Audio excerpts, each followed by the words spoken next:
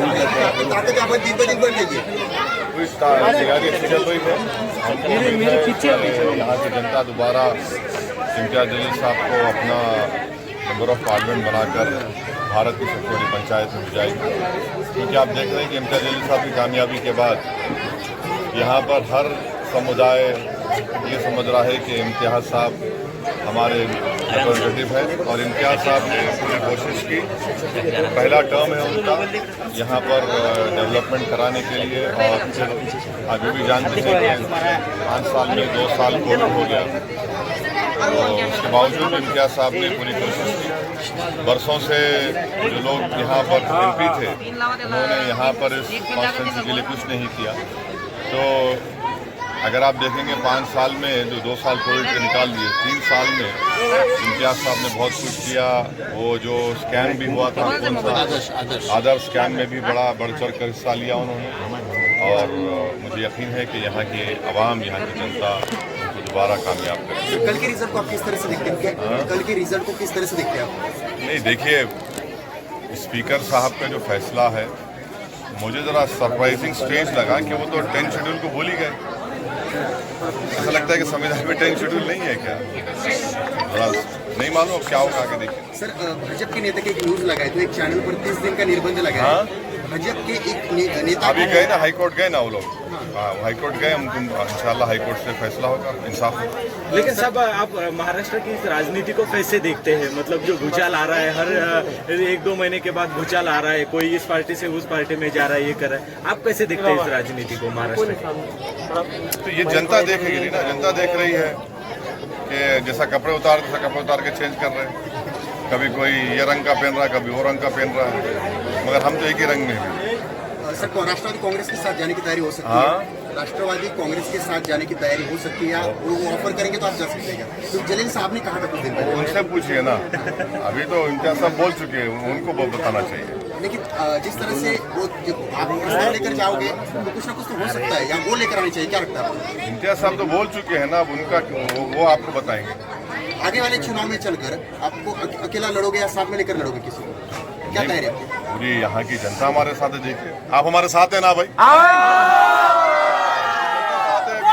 हमारे साथ है। राम मंदिर का जिस तरह से चल रहा है, कि आपको क्या लगता है ये सिर्फ एक चुनाव का मसला है या किसी के लिए अच्छे से काम कर रहे हैं करके? देखिए, हमारा जो स्टैंड है वो आपके सामने है, हम उस स्टैंड से बदले नहीं हैं। हम ये एक ही शॉर्ट में बोलना चाह रहे हैं कि अगर 6 दिसंबर नहीं होता तो क्या होता, अगर 6 दिसंबर नहीं होता तो क्या होता, बताइए। चलिए, अभी नमाज जाना। Thank you. चलो, देखिए, आज ward number 25 Rashidpura, Ganesh colony, Heena Nagar, Alamgir colony, यहाँ पर लगभग 1 करोड़ 25 लाख रुपए के तरक्याती कामों का इफ्तिताह जो है तो कुल हिंद मजलिस इत्तेहादुल मुस्लिमीन के कौमी सदर जनाब बैरिस्टर असदुद्दीन अवैसी साहब के हाथों अमल में आया। साथ ही इस मौके पर रुकन पार्लिमान औरंगाबाद ज़िले के खासदार इम्तियाज़ जलील साहब, डॉक्टर अब्दुल गफ्फार कादरी साहब, ज़िला सदर समीर भाई, शहर सदर शारिक भाई, तमाम कारपोरेटर्स मौजूद थे। और उसी तरह हमारे वार्ड के कई बुज़ुर्ग, नौजवान, तमाम तरीक़े के लोग यहाँ पर जो है तो इस इफ्तिताह में शामिल हुए।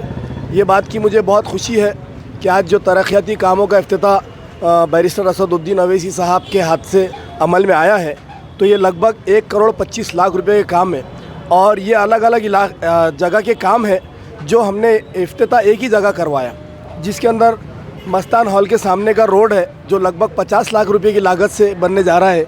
उसी तरह अफरोज़ पान सेंटर से मस्तान हॉल ये 20 लाख रुपए का है। मजनू हिल में गुलाम नबी आज़ाद स्कूल के सामने का जो है तो एक रोड है वो 15 लाख रुपए का है। साथ ही साथ 20 लाख रुपए का रोड जो है तो मस्जिद आलमगीर कॉलोनी के बैक साइड का जो रोड है वो 20 लाख रुपए का है। इसी के साथ ये नाले के अंदर एक रिटेनिंग वॉल बनाई जा रही है, जो कदीम दीवार थी वो कटने के बाद में लोगों को तकलीफ़ हो रही थी, 25 लाख रुपए की लागत से वो भी हो रही है। और साथ ही ड्रेनेज के कुछ काम है। इस तरह टोटल 1 करोड़ 25 लाख रुपए के जो है तो तरक्याती काम अल्हम्दुलिल्लाह हमारे वार्ड में होने जा रहे हैं। और मैं बड़ी ज़िम्मेदारी से कहना चाहूँगा कि अब मेरे पास बहुत हो गया, 2 या 5% काम बचा है। अल्हम्दुलिल्लाह लोगों का मैं शुक्रिया अदा करता हूँ जिन्होंने मुझे इस वार्ड से चुनकर दिया था। मैंने उनके वोटों की ताकत के ऊपर जो अपने वार्ड में एक दवाखाना भी बनाया हूँ, एक कमान बनाया हूँ, साथ ही साथ पूरे कंक्रीट के रोड्स, नल का काम, ड्रेनेज का काम, लाइट्स का काम, अल्हम्दुलिल्लाह वार्ड एकदम अच्छा काम किया हूँ। मैंने ये लोगों के दिए हुए ताकत की बुनियाद पे किया। मैं तमाम इलाके के लोगों को मुबारकबाद दूंगा कि ये आखिरी मरहले के काम जो है तो ये होने जा रहे हैं। इसके बाद में वार्ड इंशाअल्लाह ताला 95 से 98% जो है तो कंप्लीट वार्ड हो जाएगा। ये हमारे लिए बहुत खुशी की बात है। अब्दुल्ला, मैं असदुद्दीन अली साहब का शुक्रगुजार हूँ कि उन्होंने नासिर भाई के वार्ड में आकर विजिट किए। और नासिर भाई का वार्ड ही नहीं, आपने देखे होंगे कि नासिर भाई जहांगीर कॉलोनी हो, सईदा कॉलोनी हो, जटवाड़ा हो, मिसरवाड़ी हो, नारेगा हो, कहीं भी काम हो नासिर भाई सबसे पहले पहुँचते हैं।